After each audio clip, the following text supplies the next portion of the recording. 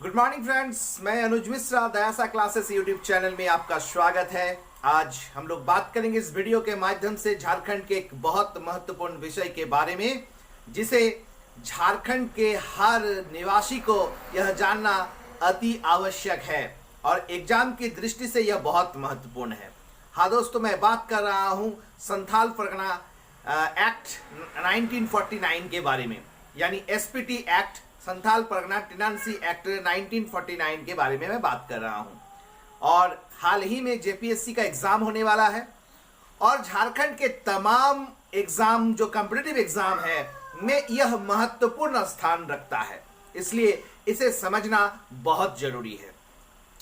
और इसे समझने के लिए किसी भी कानून को, एक्ट को समझने के लिए इसका इतिहास जानना बहुत जरूरी होता है। एसपीटी एक्ट के बारे में, तो एसपीटी एक्ट को समझने के लिए हमें समझना पड़ेगा कि एसपीटी एक्ट किस क्षेत्र में लगाया गया था, वो क्षेत्र क्या था और उसकी लोकेशन अभी जो है वो उस समय क्या थी। तो दोस्तों, एक दुख ये भी है कि मुझे मानचित्र ड्रॉ करना उतना अच्छे तरीके से नहीं आता है, इसलिए मैं जो भी मानचित्र यहाँ पर ड्रॉ करूंगा वो मानचित्र एक मान लेने जैसा है। आप मैप को एटलस पर देख लीजिएगा या फिर आप गूगल में देख लीजिएगा। मैं सिर्फ एरिया को समझाने का काम करूंगा। तो जो भी है, ये संथाल परगना जो है ये इस टाइप का संथाल परगना है और ये बाकी का जो एरिया है ये एरिया को हम मान लेंगे ये पूरा झारखंड है और ये जो है ये संथाल परगना है। संथाल परगना है, इसे समझना है। तो संथाल परगना है, तो ये संथाल परगना जो बनी वो कैसे बनी, ये कौन कौन सा एरिया आता है, इस चीज को समझना बहुत जरूरी है। तो दोस्तों, ये कहानी शुरू होती है ये मोहम्मद बिन तुगलक, लगभग 1340 के आसपास का समय। मोहम्मद बिन तुगलक, इसका एक सेनापति था जिसका नाम था मलिक बया। हालांकि मलिक बया को इब्राहिम अली भी बोला जाता है, ऐसा संथाली साहित्य में पाया गया है। तो क्वेश्चन ये भी बन सकता है कि इब्राहिम अली का वास्तविक नाम क्या था। तो मलिक बया था और यह मोहम्मद बिन तुगलक का सेनापति था। तो इसका जो सेनापति था, तो ये झारखंड पर आक्रमण करता है और इसका आक्रमण झारखंड में जो हजारीबाग है, उस हजारीबाग क्षेत्र में एक जगह है जिसका नाम था चाय चंपा। उसे छह चंपा भी बोला जाता है। वो चाय चंपा या छह चंपा इसकी जो हेड क्वार्टर थी, जिसको हम लोग राजधानी कह सकते हैं, तो ये हेड क्वार्टर एक जगह थी जिसका नाम था दीघा नहीं, बीघा। तो ये बीघा में एक जनजाति रहती है। उस जनजाति के ऊपर मलिक बया जब वहां पर जीत जाता है, उस क्षेत्र को जीत लेता है, तो उन पर अत्याचार शुरू करता है। और दिल्ली सल्तनत में अत्याचार जो मूल रूप से था वो धर्म परिवर्तन था। तो यहां पर भी बहुत सारे धर्म परिवर्तन हुए, अत्याचार हुई। तो अत्याचार होने के वजह से वहां की जो प्रजाति थी वो प्रजाति को वहां से भाग जाना पड़ा। और भागने के बाद ये जो अभी का झारखंड है, इस झारखंड को छोड़कर, एकदम बारीकी से सुनिएगा, अभी का झारखंड ये, इसको हम संथाल परगना को लिए हैं और बाकी का जो एरिया है ये छोटा नागपुर का एरिया है और ये छोटा नागपुर का एरिया और ये संथाल परगना का एरिया मिला के झारखंड है। तो ये संथाल परगना का जो एरिया है, इसके नीचे जो है ये बंगाल है।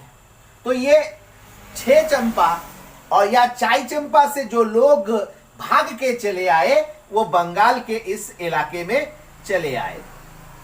1340 के आसपास का समय है।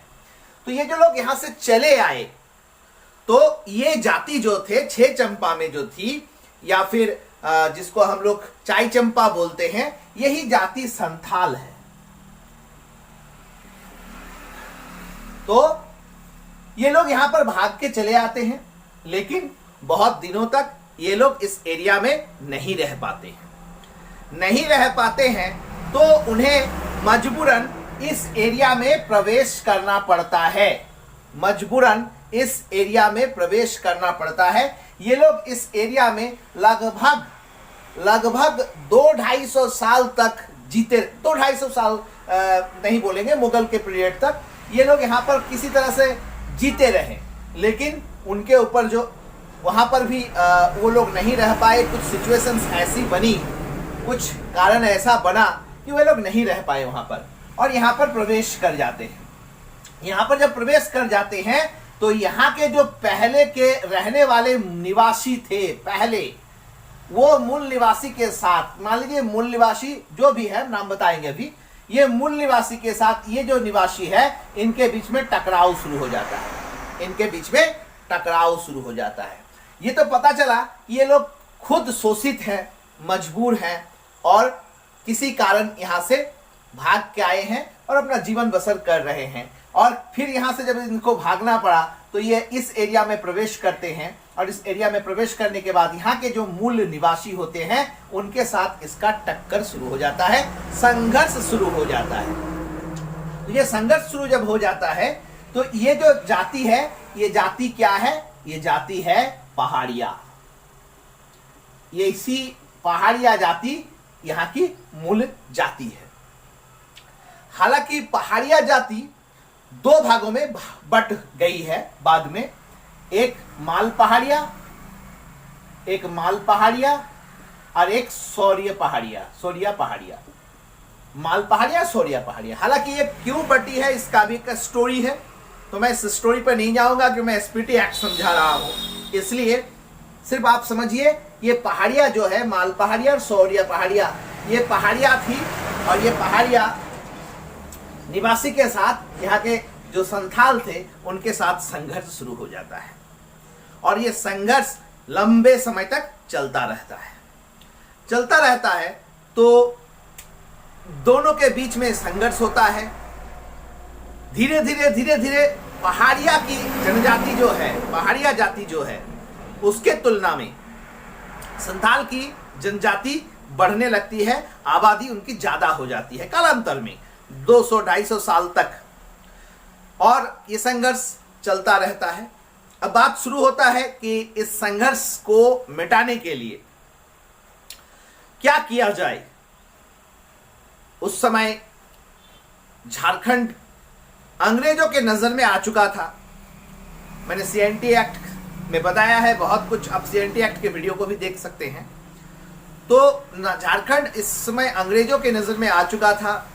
जंगली जगह होने के वजह से यहाँ प्रवेश करना थोड़ा मुश्किल था, लेकिन जितनी भी जमीनें बनाई गई थी इस क्षेत्र में, उन जमीनों के सुंदर जमीन जो बनाई गई थी उन पर तो नजर आ ही गया था अंग्रेजों का। हालांकि यहाँ पर कोई भी शासक शासन नहीं कर पाया, ना ही कर ले पाया।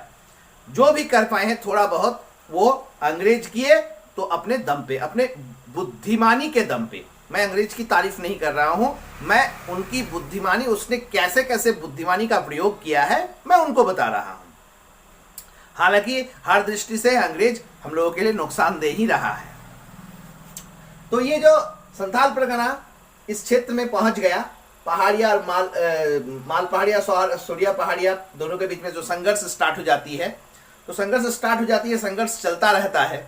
लेकिन इस संघर्ष को मिटाया जाए कैसे, तो ये कहानी शुरू होती है, मिटाने की कहानी शुरू होती है कि यहाँ के जो लोकल, जो यहाँ की महारानी थी सुल्तानाबाद पाकुड़ की, पाकुड़ उस समय भागलपुर जोन में आता था, मैं उसको भी अभी क्लियर करूंगा। तो पाकुड़ में, सुल्तानाबाद में महारानी हुआ करती थी, राजा का घराना हुआ करता था। वहां पर एक रानी हुआ करती थी, सर्वेश्वरी देवी। सर्वेश्वरी देवी ने इस विषय को क्लियर करने के लिए उन्होंने 1772 के आसपास उन्होंने ये जो क्षेत्र है इस क्षेत्र में एक अंचल बनाने का निर्णय लिया, जिसका नाम है दामिन एको। याद रखिएगा, दामिन एको। ये दामिन एको का मतलब होता है पहाड़ी अंचल। दामिन एको बनाने का फैसला लेती है कौन? सर्वेश्वरी देवी। लेकिन वह कुछ कारण से इसे कर नहीं पाती है। अब हम समझते हैं ये जो दामिन एको है वो कौन सा एरिया है। तो मैं आपको एक बार फिर से मिटाता हूं, फिर से देखिएगा ध्यान से।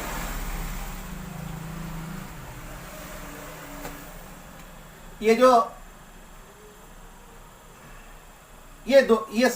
संथाल परगना है, बस मान लीजिएगा आप।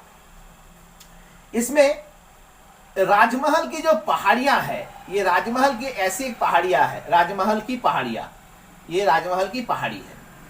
तो ये राजमहल की पहाड़ियां का ये जो भाग है, ये भाग भागलपुर के अंडर में था, भागलपुर के अंडर में था। और ये जो क्षेत्र, ये जो राजमहल पहाड़िया का ये जो एरिया था, ये बंगाल के क्षेत्र में था। बंगाल में इसका कंट्रोल कौन था? कंट्रोलर था बीरभूम डिस्ट्रिक्ट। आज भी बीरभूम डिस्ट्रिक्ट वेस्ट बंगाल में है और रानीश्वर बॉर्डर के साथ सटा हुआ है। तो दुमका के बॉर्डर के साथ बीरभूम का ये बॉर्डर सटा हुआ है। तो ये बंगाल जो है इस समय ये क्षेत्र था, अर्थात अभी का देवघर, जामताड़ा और दुमका, ये तीनों बंगाल के क्षेत्र में आता था, मतलब बीरभूम था ये। और ये जो भागलपुर है इसमें गोड्डा, गोड्डा, पाकुड़ और साहिबगंज, ये जो था ये भागलपुर के अंडर में था। लेकिन उस समय ना देवघर जिला था, ना जामताड़ा जिला था, ना दुमका जिला था, ना गोड्डा था, ना पाकुड़ था, ना साहिबगंज। आज के डेट में ये लोग जिले हैं, लेकिन उस डेट में ये सब जिला नहीं था। तो ये भागलपुर के ये जो एरिया थे, ये भागलपुर का ही ये एरिया ही नहीं था, भागलपुर का विस्तृत एरिया था। तो भागलपुर के इस एरिया को, ये जो एरिया है, इस एरिया को दामिन एको बनाने का निर्णय लिया था। दामिन एको बनाने का निर्णय लिया था ये डिसीजन। लेकिन दामिन एको उस समय किसी कारण से नहीं बन पाया था। तो नहीं बन पाया था तो अंग्रेज जब यहां पे व्यवस्था करने लगे, अंग्रेज का जो मूल उद्देश्य था वो उद्देश्य शासन व्यवस्था बनाने का मूल उद्देश्य था पैसा कमाना और अपने पूर्ण लाभ को अपने देश ले जाना, साथ ही साथ हमारे यहाँ के लोगों को गुलाम मानसिकता के अंडर में रखना, मतलब गुलाम बना कर रखना, ये इसका मुख्य उद्देश्य था। लेकिन इस कार्य में वे लोग सफल नहीं हो रहे थे। इसके कई कारण थे। पहला कारण, यहाँ के जो मूल निवासी थे पहाड़िया संथाल। हाँ, बात में एक चीज बता दूं, ये जो दामिन एको का जो विषय है, इससे याद आया, यहाँ पर जो संथाल की जो जनजाति है, जो हजारीबाग से आए थे, वो लोग और पहाड़िया, ये दोनों लोगों को मूल निवासी बनाया गया, क्योंकि यही दोनों मूल निवासी है। और इसी समस्या का समाधान करने के लिए दामिन एको बनाने का निर्णय लिया था सर्वेश्वरी देवी, लेकिन वो नहीं बना पाए। फिर अंग्रेज की शासन व्यवस्था चल रही थी। अंग्रेज की शासन व्यवस्था में उन लोगों का उद्देश्य टैक्स वसूलना था, लेकिन वैसे में भी वे लोग सक्सेस नहीं हो पा रहे थे। तो उन्होंने सोचा कि राजनीति जब तक नहीं किया जाए, जब तक दिमाग नहीं लगाया जाए, तब तक यहाँ से वसूलना अंग्रेज ये सोचे कि जब तक दिमाग ना लगाया जाए तब तक टैक्स वसूलना या प्रशासन करना आसान नहीं होगा, क्योंकि लड़ाई करके संभव नहीं था यहाँ के मूल निवासियों के साथ जीत पाना, क्योंकि ये पहला नंबर तो जंगली इलाका था और यहाँ के जो मूल निवासी थे संथाल और पहाड़िया, ये लोग जंगली रास्तों का पूरा ब्यौरा इनके पास था। हर रास्ते ये लोग जानते थे। ये पारंपरिक औजार के बहुत कुशाग्र थे ये लोग। तीर धनुष के बहुत महारत हासिल था इन्हें, इसलिए इनसे लड़ना संभव नहीं था। ये बात जब अंग्रेजों के भेजे में घुस गई तो उन्हें सोचा कि इसे टेक्निकली हैंडल करना चाहिए। टेक्निकली हैंडल करने के लिए इनका दिमाग में, दिल में यह पैदा करना पड़ेगा कि हम आपके पक्षधर हैं, आपके शुभचिंतक हैं। ये पॉलिटिक्स, ये पॉलिसी लगाने पर विचार किया और 1824 में सर्वेश्वरी देवी जो सोची थी दामिन ए को बनाने का काम, तो उस समय 1824 में अंग्रेज ने इस दामिन ए को सफल करने का काम शुरू किया। 1824 में इसे एक अनुमंडल बना दिया गया। अनुमंडल, तो ये अनुमंडल बना दिया गया और मूल उद्देश्य था यहाँ पर दिल जीतना, ताकि पहाड़िया जनजातियों का भी दिल जीत सके और संथाल जनजातियों का भी दिल जीत सके। इसने क्या किया यहाँ पे, इसमें क्या कि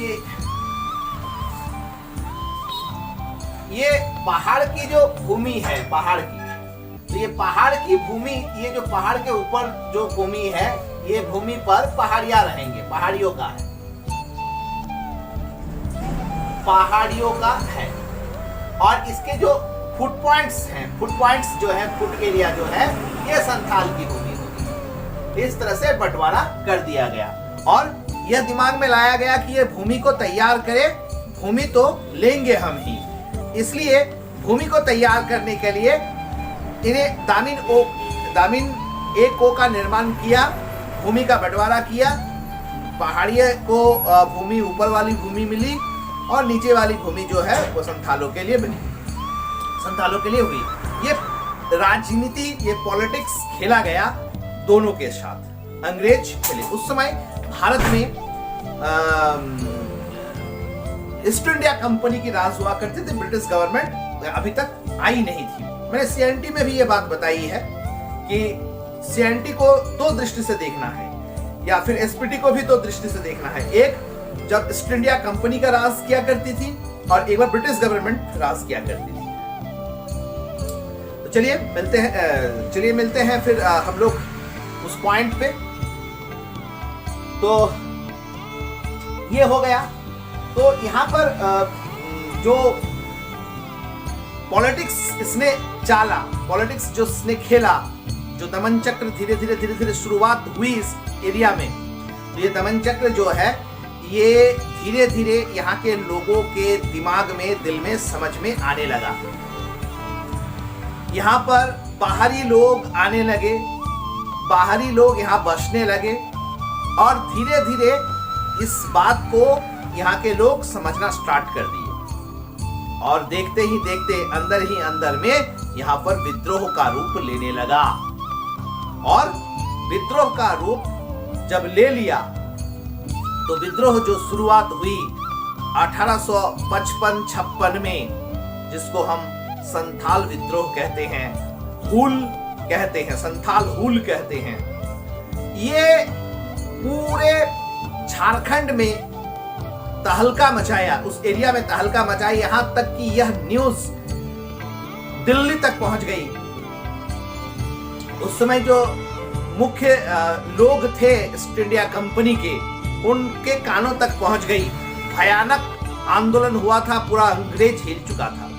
अंग्रेज, पूरा झारखंड के जो अंग्रेज थे वो हिल चुके थे, आग लग गई थी। तो फिर से वही अंग्रेज बुद्धिमान थे, वो अपने बुद्धि से टैकल करते हैं सब कुछ। उन्होंने अपने बुद्धि से इसको भी टैकल करने का काम शुरू किया, क्योंकि वो जानते थे कि मैं लड़के इन लोगों से नहीं सकूंगा, इन्हें सिर्फ और सिर्फ बुद्धि से ही मारा जा सकता है। तो उन्होंने टैकल करने का स्टार्ट किया। संथाल विद्रोह, संथाल का जो विद्रोह हुआ संथाल विद्रोह के बाद इधर संथाल विद्रोह हुआ और इधर बंगाल में खास करके बंगाल में हुई थी। बंगाल बोलना उचित नहीं है, मेरठ से स्टार्ट थी है, बैरकपुर में भी थी। सिपाही विद्रोह में बात कर रहा हूँ। सिपाही विद्रोह के बाद शासन व्यवस्था जो थी वो ईस्ट इंडिया कंपनी के हाथ से ब्रिटिश गवर्नमेंट के हाथ में चली गई थी। तो उस समय ये जो सिस्टम था, शासन व्यवस्था थी, उसमें कुछ हेरफेर हुआ था, फेरबदल हुआ था। फेरबदल जो हुआ था तो वो फेरबदल में 1855-56 के विद्रोह के बाद एक रेगुलेशन लाया गया था। रेगुलेशन लाया गया था। मैं रेगुलेशन के बारे में बता दूं कि रेगुलेशन क्या होता है। रेगुलेशन और एक्ट में अंतर होता है। रेगुलेशन क्या होती है कि रेगुलेशन वह होती है जो उस समय के शासन व्यवस्था का जो सबसे टॉप पोस्ट हुआ करता था, वाइस रॉय और ईस्ट इंडिया कंपनी के दौरान गवर्नर जनरल। तो ये जो सबसे टॉप पोस्ट हुआ करता था, इस टॉप पोस्ट के द्वारा कोई भी नियम बना देना, उनके द्वारा नियम पारित कर देना, ये रेगुलेशन कहलाती थी, विनियमन कहलाती थी। और जब इसे संसद में पास कर दिया जाता था तो यह एक्ट बन जाती थी। संसद में पास होने से यह एक्ट बन जाती थी।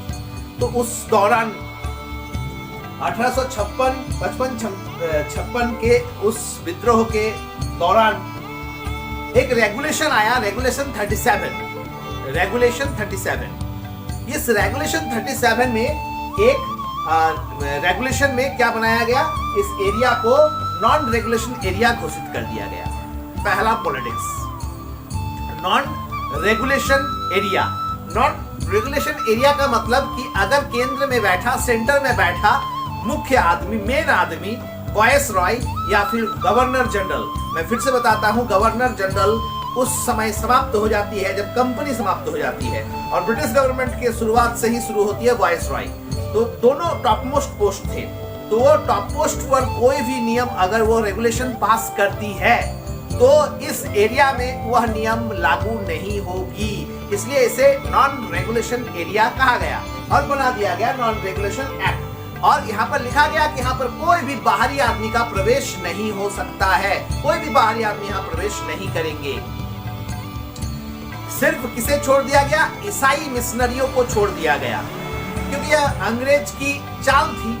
ईसाई मिशनरियों का काम उस समय अपने धर्म प्रचार करना था, इसलिए उसे प्रवेश करने की अनुमति थी, बाकी किसी भी लोगों को, बाहरी लोगों को प्रवेश करने की अनुमति नहीं थी। ये 1855-56 में विद्रोह के दौरान जो रेगुलेशन 37 आया, इसको कहते हैं SP T act 1855, Santhal Pargana अधिनियम, इसमें टी नहीं लगेगा, एसपीटी नहीं लगेगा, संथाल परगना अधिनियम 1855, संथाल परगना अधिनियम 1855। तो ये इसमें एक निर्णय और लिया गया। क्या निर्णय लिया गया? इसमें निर्णय लिया गया कि भागलपुर के अंडर में रहने वाले 3 जगह को, एक साहिबगंज, दूसरा गोड्डा, तीसरा पाकुड़ और बीरभूम के 3 क्षेत्र को, उस समय का दुमका, देवघर और जामताड़ा, इस 6 जिले को मिलाकर एक संथाल परगना नाम का जगह बनाया गया और इसका हेडक्वार्टर दुमका को बनाया गया। और दुमका का स्थापना 1855 में पहली बार हुई। 1855 में दुमका को स्थापित किया गया। हालांकि दुमका तो पहले से ही थी, लेकिन एक सिस्टम में उससे दुमका को 1855 में लाया गया। संथाल परगना का निर्माण हुआ, वो क्षेत्र का निर्माण हुआ। कहां से? भागलपुर से कुछ एरिया को लिया गया, भागलपुर जोन से कुछ एरिया को लिया गया और बंगाल से कुछ जोन, बंगाल जोन से मतलब बीरभूम के जोन से कुछ एरिया को लिया गया और 1855 में संथाल परगना का निर्माण हुआ। दुमका हेडक्वार्टर बनी। उसके बाद ये नॉन रेगुलेशन एरिया का ये विद्रोह दहक उठा था। दहक उठा था। तो जब अंग्रेज ईस्ट इंडिया कंपनी का शासन समाप्त होती है, ब्रिटिश गवर्नमेंट यहाँ राज शुरू करती है, शासन शुरू करती है, तो शासन शुरू करने के साथ ही साथ 1856 में उसने भागलपुर में एक कमिश्नर को ये सारे विषयों को देखने का जिम्मेवारी मिलता है। हालांकि बता दे, उस समय कमिश्नर जो थे इसकी देखरेख भागलपुर कमिश्नरी के अंडर में ही होता था। ये भागलपुर कमिश्नर का जो उस समय कमिश्नर थे उसका नाम था यू जॉर्ज यूल। ये यू जॉर्ज यूल जो है, जॉर्ज यूल ही बोलिए इसको, जॉर्ज यूल जो है ये भारतीय राष्ट्रीय कांग्रेस के तीसरे अधिवेशन में मुख्य अतिथि के रूप में इन्होंने अध्यक्ष के रूप में, मुख्य अतिथि भी बोलना गलत होगा, अध्यक्षता भी की थी इसने भारतीय राष्ट्रीय कांग्रेस की। तो ये जॉर्ज यूल जो है, ये जॉर्ज यूल को ये जिम्मा दिया गया और पहली बार जॉर्ज यूल ने संथाल पुलिस नियमावली तैयार की। प्रश्न बन सकता है कि संथाल पुलिस नियमावली कब बनी? 1856 में। किसने बनाई? जॉर्ज यूल ने। जॉर्ज यूल कहाँ के कमिश्नर थे? तो भागलपुर जोन के। उसके बाद इसे यूल एक्ट भी कहा जाता है, इसे पुलिस एक्ट भी कहा जाता है। यूल एक्ट 1856 और पुलिस एक्ट 1856 भी इसे बोला जाता है। और संथाल परगना जो थी, तो संथाल परगना में संथाल परगना के अंडर में 4 उपजिले बनाए गए। उपजिले, आज का जो झारखंड है वो झारखंड नहीं, उस समय का जो झारखंड है उस पे बात करेंगे। उस समय का जो संथाल परगना था उस पे बात करेंगे। हालांकि जामताड़ा जिला तो बाद में बनी, गोड्डा भी बाद में बनी, पाकुड़ में भी बाद में बनी। तो ये जो उस समय का जो परिवेश था, उस समय में 4 उपजिले बनाए गए थे। एक बनाया गया था दुमका को, और एक देवघर को, और एक गोड्डा को, और एक राजमहल को बनाया गया था। ये 4 उपजिले बनाए गए किसके द्वारा? जॉर्ज यूल के द्वारा 1856 में, जब वो भागलपुर के कमिश्नर हुआ करते थे। फिर उन्होंने और क्या नियम बनाए? माझी शासन व्यवस्था को सरकारी अनुमति दिया। माझी शासन व्यवस्था को सरकारी मान्यता क्या दिया कि कोई भी विवाद उसका सुलझाना, उसकी समस्या का निपटान करना, वो आप आपस में कर सकते हैं। माझी व्यवस्था के अनुसार हो सकती है, आपको कोर्ट जाने की जरूरत नहीं है। सिर्फ आप मर्डर, लूट और रेप ना हो, ये 3 केस कोर्ट जाएगी, बाकी कोई भी केस आप लोग अपने आप में सुलटा लेंगे। ये पावर दे दिया गया इस संथाल परगना पुलिस अधिनियम नियमावली के आधार पे। और क्या दिया? ये माझी व्यवस्था जो थी, माझी शासन व्यवस्था, इसमें आप पुलिस बल का भी प्रयोग कर सकते थे, ऐसा पावर दे दिया। पुलिस बल का भी प्रयोग कर सकते हैं। और पहली बार क्या हुआ? प्रशासन व्यवस्था बनी। प्रशासन व्यवस्था मतलब कि ऊपर में जैसे कमिश्नर होंगे, उसके नीचे उप कमिश्नर होंगे, उसके नीचे अनुमंडल पदाधिकारी होंगे। इस तरह से जो शासन व्यवस्था हुई, शासन व्यवस्था का निर्माण, एक हायरार्ची तैयार किया गया। और यही था यूल के कार्यकाल में होने वाला कार्य। 1856 में ये जो यूल आए थे ये सब कार्य किए। लेकिन 1856 के बाद जब ईस्ट इंडिया कंपनी से हाथ में अब पावर नहीं रही, ब्रिटिश गवर्नमेंट के पास पावर चली गई, तो ब्रिटिश गवर्नमेंट ने इन सारे विषयों को देखा। और उस समय संथाल और पहाड़िया वो अपने संघर्ष, फिर से आपस में संघर्ष नहीं, अब वो मिल के संघर्ष लड़ रहे थे अंग्रेजों के विरुद्ध या फिर बाहरी लोगों के विरुद्ध में। तो बहुत सारे जमीनें उस समय उन लोगों की छीनी भी गई थी, उन्हें भी मांग रहे थे। तो सेम वे में जब ब्रिटिश गवर्नमेंट शासन व्यवस्था में आई, तो उन्होंने 1860 में एक रेगुलेशन और तैयार किया, जिसमें बहुत बड़ी चेंजिंग 1860 में उसने एक रेगुलेशन और ले आया इसमें वो बहुत बड़ा चेंजेस किया।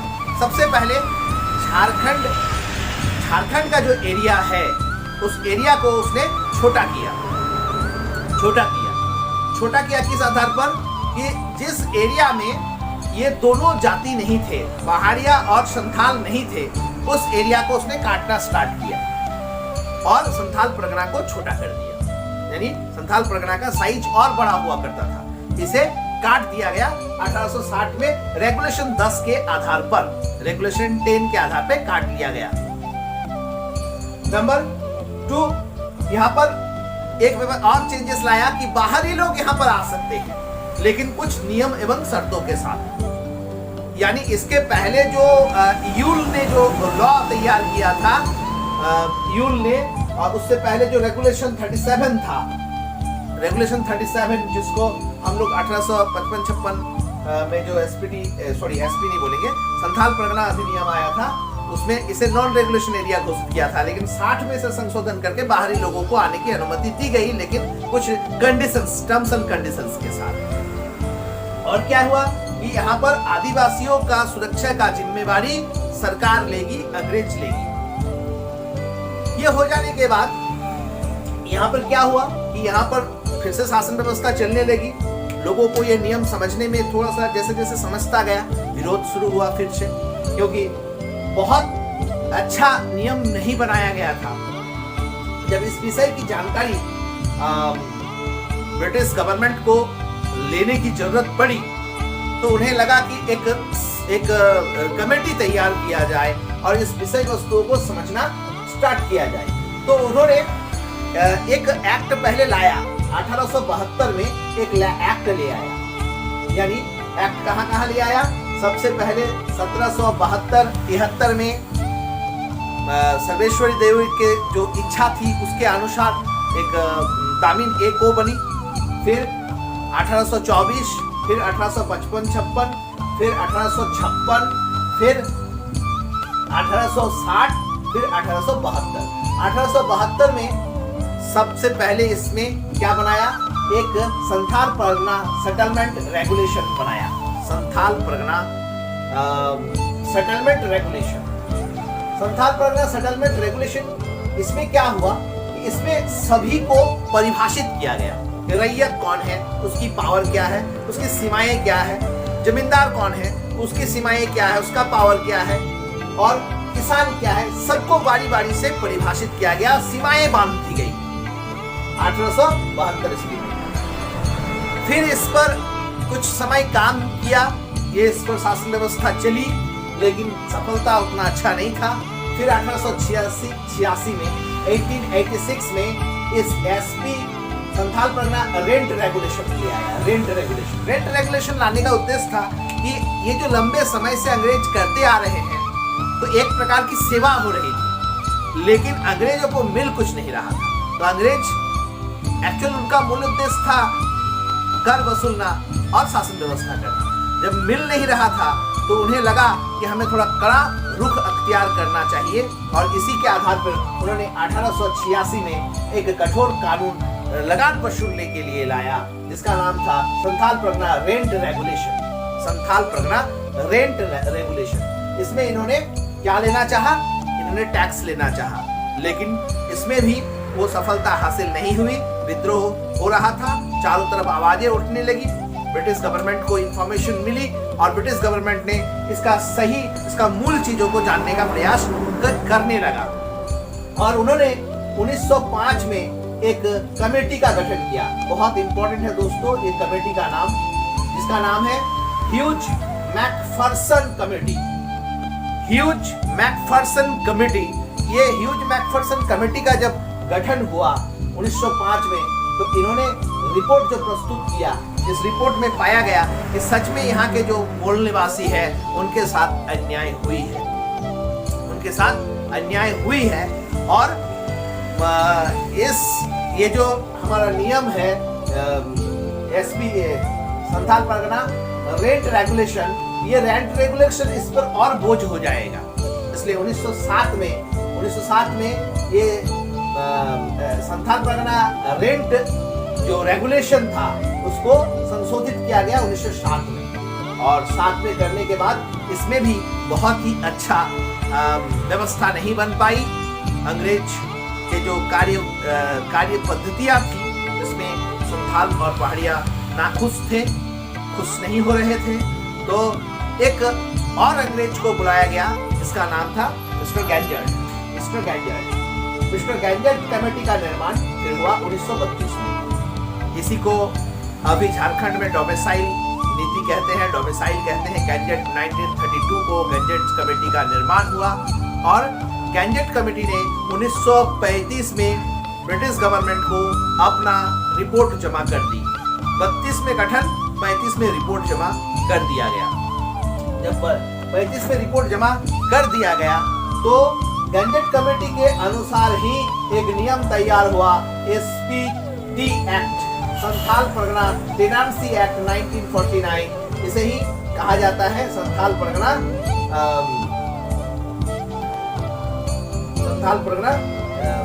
काश्तकारी अधिनियम 1949। तो यहाँ पर एक इम्पोर्टेंट पॉइंट है कि संथाल परगना टेनेंसी एक्ट 1949 इस कमेटी के सिफारिश से बनी। तो गैंजर्ड कमेटी 1932 के आधार पे बनी या फिर रिपोर्ट 1935 के आधार पे बनी और इसका नाम संथाल परगना टेनेंसी एक्ट तो है, लेकिन ये रेगुलेशन पास हुआ बिहार अधिनियम संख्या 14, ये इसका मूल नाम है। यानी बिहार रेगुलेशन 14 इसका मूल नाम है। बिहार रेगुलेशन 14 इसका मूल नाम है। तो जब ये सेटलमेंट बनी, ये कमेटी बनी और यह नियम लागू हो गया। नियम क्या लागू हो गया? संथाल परगना टेनेंसी एक्ट 1949 लागू हो गया। अब ये जो लागू हो गया, इसके अंदर में क्या है, इसमें कौन कौन सी बातें लिखी हुई है, कौन कौन सी बातें इसके अंदर में है, यह हम लोग नेक्स्ट वीडियो में जानेंगे।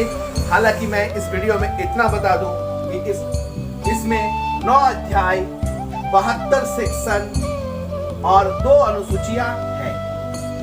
हम इस विषय को नेक्स्ट वीडियो में बताएंगे, इसके अंदर में कौन कौन सी बातें हैं। कहीं पर भी आपको अगर कंफ्यूजन फील हो, अगर आपको लगे यहाँ पर और थोड़ा सा क्लियर होना चाहिए था, क्लियर नहीं हुई है, तो आप हमें कमेंट बॉक्स पर जरूर लिखें, कमेंट बॉक्स पर जरूर कमेंट दें। इतना आज के लिए इतना ही, धन्यवाद।